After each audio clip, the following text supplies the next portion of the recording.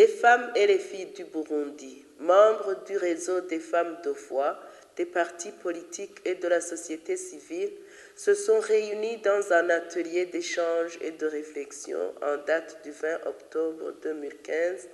à l'hôtel City Hill en vue d'analyser le contexte sociopolitique et sécuritaire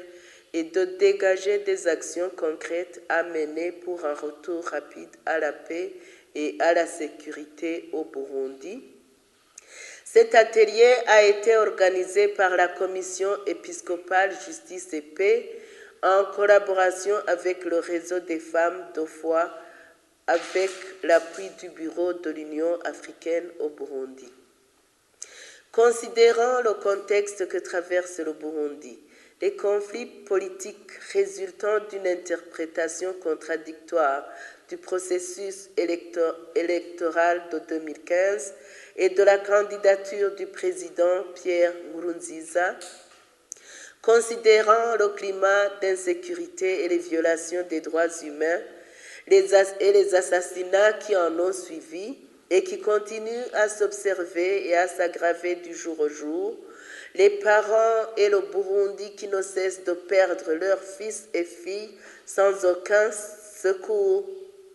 des familles qui abandonnent leurs maisons et leurs biens, errant jour et nuit sans destination,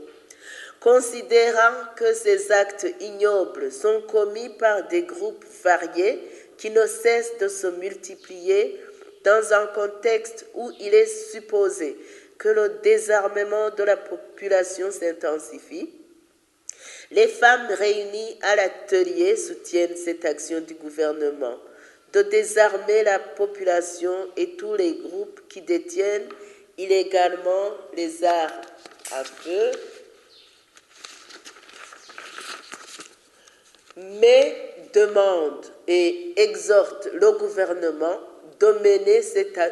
cette opération de désarmement dans la transparence et la sécurité et dans le respect strict de la loi.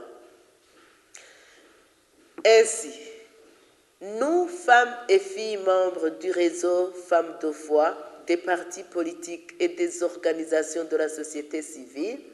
convenons de faire tout ce qui est en notre possibilité pour amener la paix et la sécurité dans notre pays. Pour y parvenir, nous recommandons ce qui suit. Au gouvernement de restaurer la paix et la sécurité dans tout le pays et surtout dans la mairie de Bujumbura, de s'assurer que plus personne ne soit victime d'assassinat ou d'emprisonnement arbitraire, de désarmer la population civile dans la transparence et le respect strict de la loi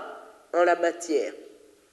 d'organiser le retour au pays des réfugiés et la réinstallation des déplacés dans leurs ménages et leur assurer la sécurité, de démarrer dans les meilleurs délais et sans condition un dialogue franc, sincère et inclusif avec toutes les parties prenantes au conflit burundais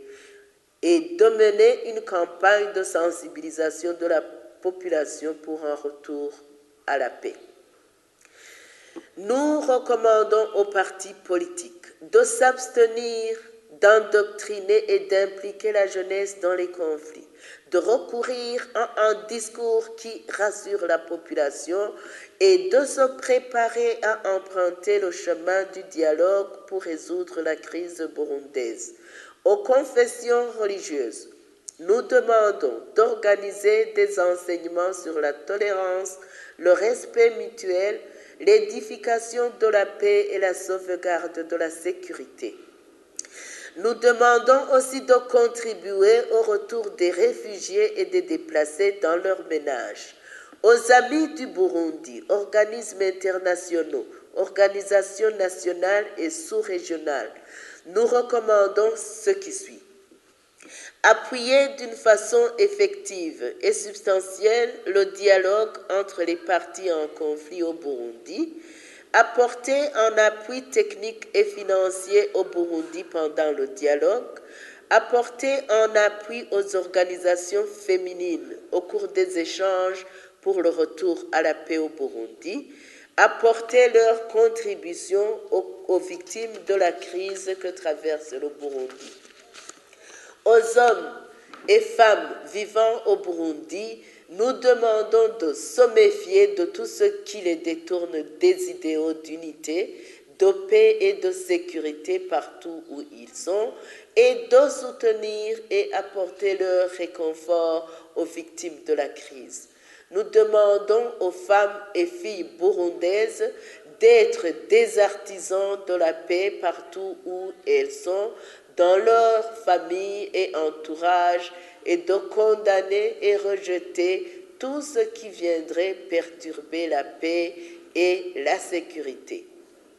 Quant à nous, femmes et filles qui se sont réunies dans l'atelier, nous réaffirmons notre engagement à être toujours des artisans de la paix, Baina Mahoro, et nous promettons à tous les Burundais et Burundaises de ne jamais nous lasser à apporter notre contribution à l'édifice de l'unité des Burundais, au retour rapide à la paix et à la sécurité du pays tout entier.